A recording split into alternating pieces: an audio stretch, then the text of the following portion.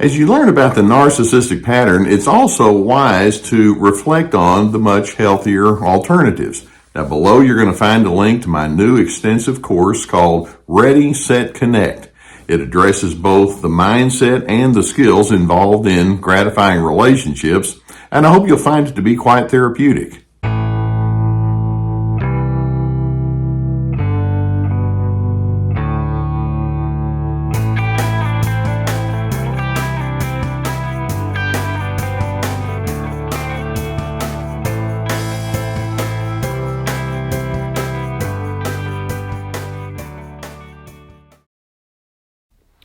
I've spoken with you before about how narcissists can have strong, and when I say strong, I mean very strong inclinations toward anger. And their anger can be so ratcheted up, especially when you let them know, I don't want to play your games anymore. I don't want to be your enabler. I don't want to be the receptacle for all of your venom.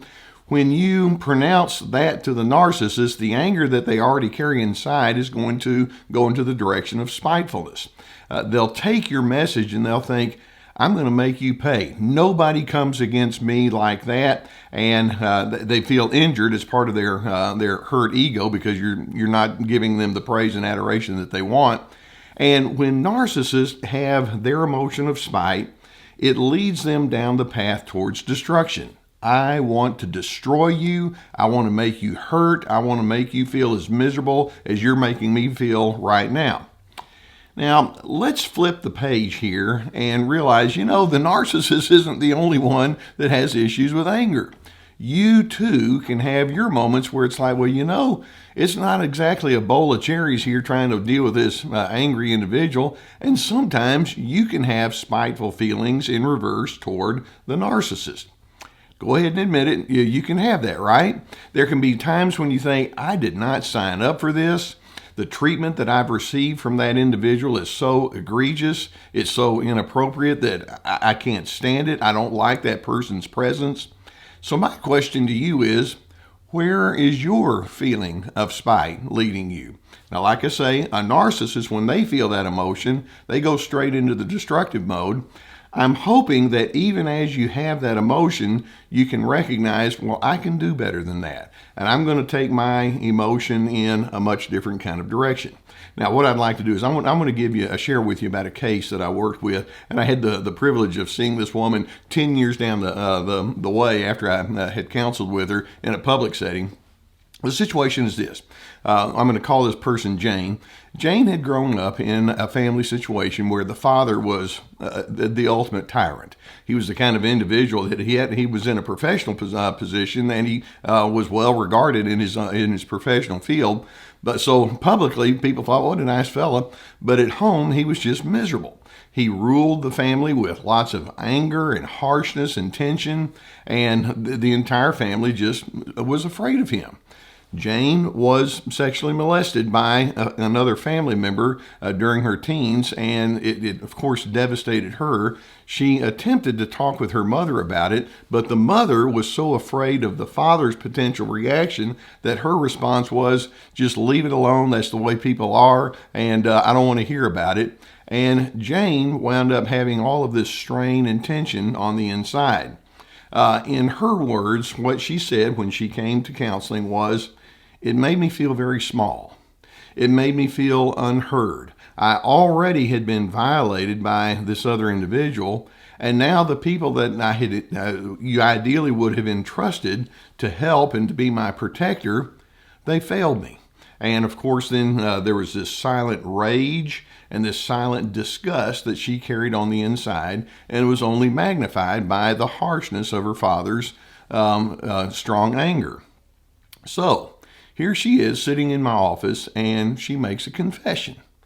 What she said, and I know that she was very afraid of how I might respond because she wanted to be, a proper kind of individual. But she said, I hate my parents, especially my father. He was the meanest person that I could possibly be, and that at the time when I needed him most, he failed me, and he failed me miserably. And she had some very harsh words for him and thoughts and feelings. And I know she was just waiting to see what I was going to say in reverse. And my response was, Have you ever thought about how your emotion right there, that strong anger, that spite, that contemptuous feeling that you have you ever thought about how that emotion is tied to your desire to be significant? And she paused, and she didn't get the scolding that she thought she was going to have. My response to her was, well, if you didn't feel that strong emotion, that would be very strange. But for her to ask, you mean my emotion is tied to something that could be potentially good? And my response is, exactly. Do you see that strong anger as tied to your craving for significance? Well, that was a light bulb moment for her. In fact, it was rather interesting. 10 years later, and I mentioned that I had seen her in public, she said that very statement was the turning point for her.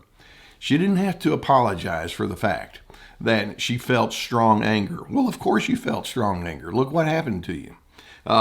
She had all her life felt embarrassed by the experience that she had. She felt embarrassed by being in the family that she was in. She had a sense of self-loathing because she didn't know what to do and how to get out of it, and inadequacy. So what we did is we went through a series of discussions where we talked about the meaning of her loathing, the meaning of her spite towards her family. And then the challenge that I gave her was, let's see if we can take your emotion and turn it into something that's going to be beneficial. The narcissists, they just want to destroy. That's where their spite leads them. Let's see if we can go in a different direction. So we wound up coming with a series of realizations. First, we recognized you were wronged. You were violated at its most fundamental level. And in your anger, this is your way of saying, I don't want to be exploited anymore. I don't want to be treated in an inappropriate kind of way.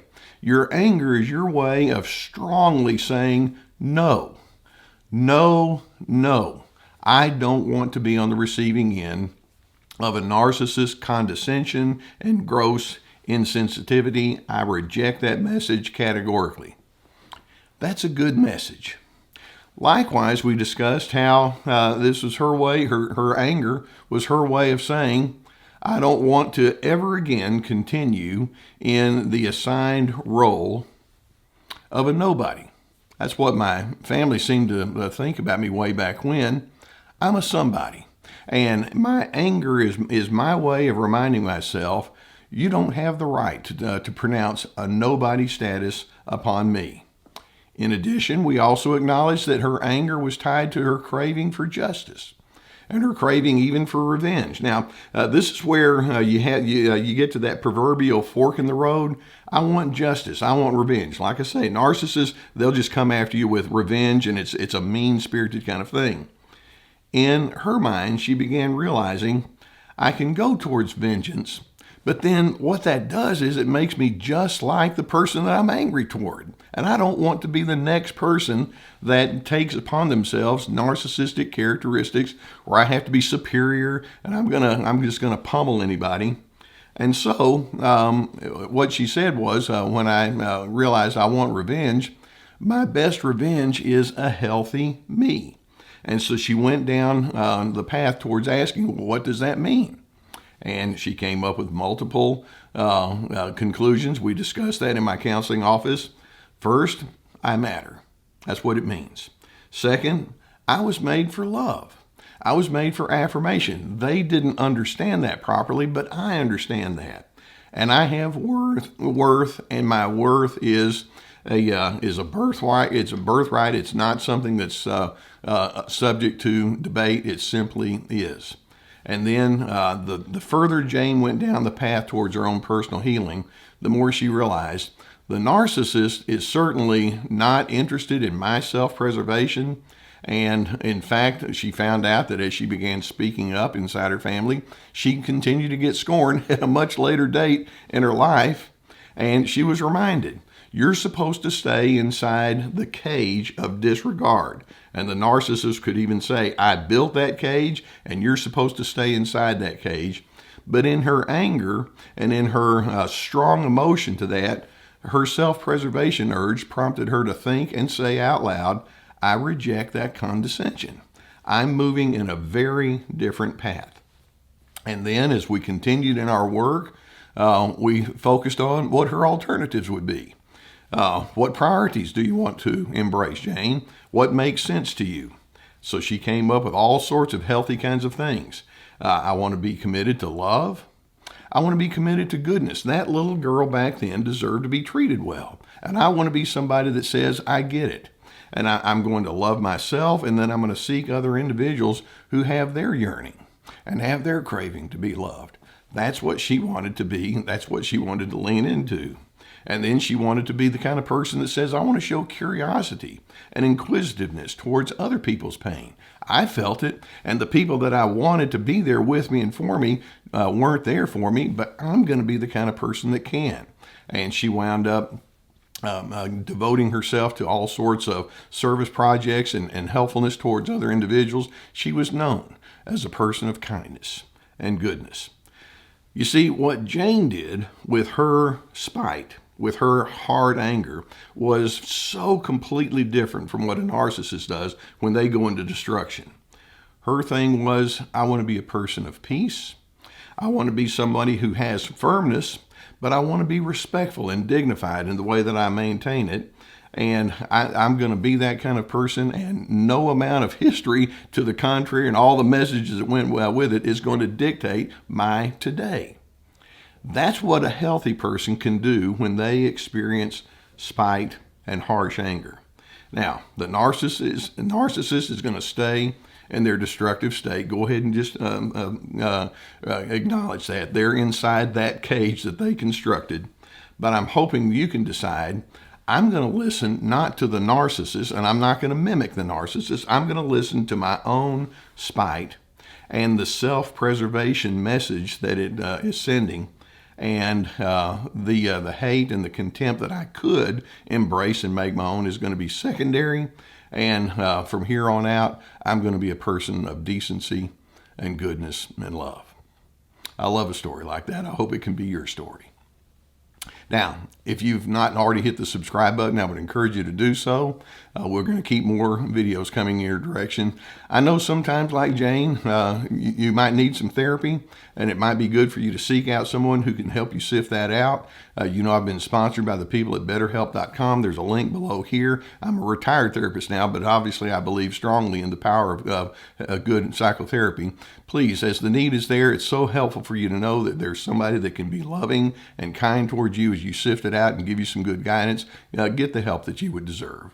In addition, I have courses that I've put together, and they're very extensive, and they're meant to be, it's a long-standing effort on your part. It's like signing up for an online class. They're meant to be very therapeutic. I have, each course has 25 videos with written documents, guided questions. Ready, Set, Connect is the one about making healthy connections. Free to be, finding yourself despite those controllers. This is me, establishing your boundaries. I also have webinars that are 90-minute presentations you can still look back into, along with articles, access to my podcast, my books, plenty of resources on the website. This case that I'm telling you about the one who had the real strong anger, but took hers in a very different, healthy direction as opposed to the narcissist in her life. She was able to go through her adult years with much more of a sense of joy that says, I've tapped in now to what that spite was leading me towards. It was leading me towards goodness. I hope that can be your message, and I hope that can be your effort. That's what we stand for here on Team Healthy. And as you make that effort, then I'm hoping it takes you legitimately into your place of peace.